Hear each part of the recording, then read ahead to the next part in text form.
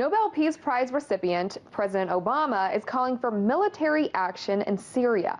This is the same former senator who spoke out against the war in Iraq. Now, Obama is pursuing military intervention in the sovereign country that borders Iraq. I do think that we have to act,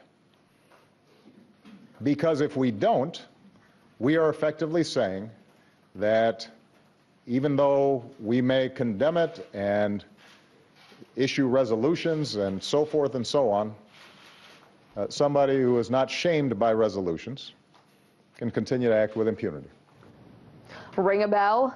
President George W. Bush went to the UN Security Council to coalesce the international community to invade Iraq at the assumption they had weapons of mass destruction.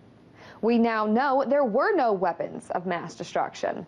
Today, Obama is calling on the global allies to intervene in Syria because of the alleged use of chemical weapons by Syrian President Bashar Assad. And Obama's calls are so very similar to his predecessor, whom he heavily criticized and was awarded the Peace Prize. The Iraqi regime possesses biological and chemical weapons. Today, we've released our unclassified assessment detailing with high confidence that the Syrian regime carried out a chemical weapons attack. States like these and their terrorist allies constitute an axis of evil, arming to threaten the peace of the world. This kind of attack threatens our national security interests by violating well-established international norms. Their military approach in the Middle East is in lockstep.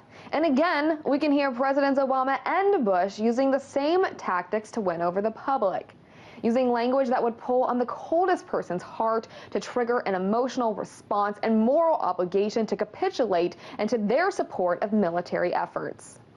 This is a regime that has already used poison gas to murder thousands of its own citizens. A government chose to deploy these deadly weapons on civilian populations, leaving the bodies of mothers huddled over their dead children. When those videos first broke and you saw images of over 400 children subjected to gas. Obama's efforts to gain international support have not been as successful as President Bush, however.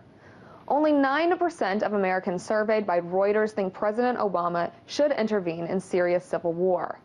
Today, military intervention is harder to sell because the public is not behind it. And maybe that's because they've heard the same story before. In Washington, I'm Perry Ann Boring, RT.